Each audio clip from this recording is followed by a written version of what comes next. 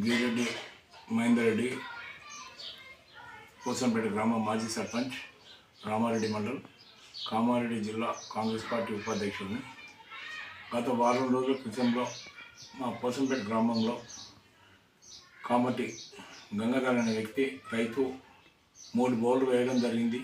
అతనికి బోర్లో నీళ్ళు రాక చాలా నష్టపోయినా అని చెప్పడం జరిగింది. దాన్ని మన టీఆర్ఎస్ నాయకులు, మాజీ ఎంపీపీ గారు రాజకీయం చేయడానికి ముంగట చేయడం జరిగింది. అది ఎల్లాడి పార్కంకు కాలువ మీద ఉంటుంది, కాలువ కనేమో కింద ఉంటుంది. ఎల్లాడి పార్కం గత 5 సంవత్సరాల నుండి నేను సర్పంచ్ ఉన్నప్పుడు రైతులు పైసలతో పెట్టుకొని కాలువలు తీపించుకుంటూ వచ్చాడు. ఈసారి కూడా రైతులు తీపించుకుంటానికి రెడీ ఉన్నారు. కానీ కొందరు రైతులు మాకు వద్దు, మాకు లాస్ట్ టైం బండిని చేసిన కొన్ని వాళ్ళ దగ్గర యూనిటీ లేక దానివల్ల ఇబ్బంది జరగడం జరిగింది.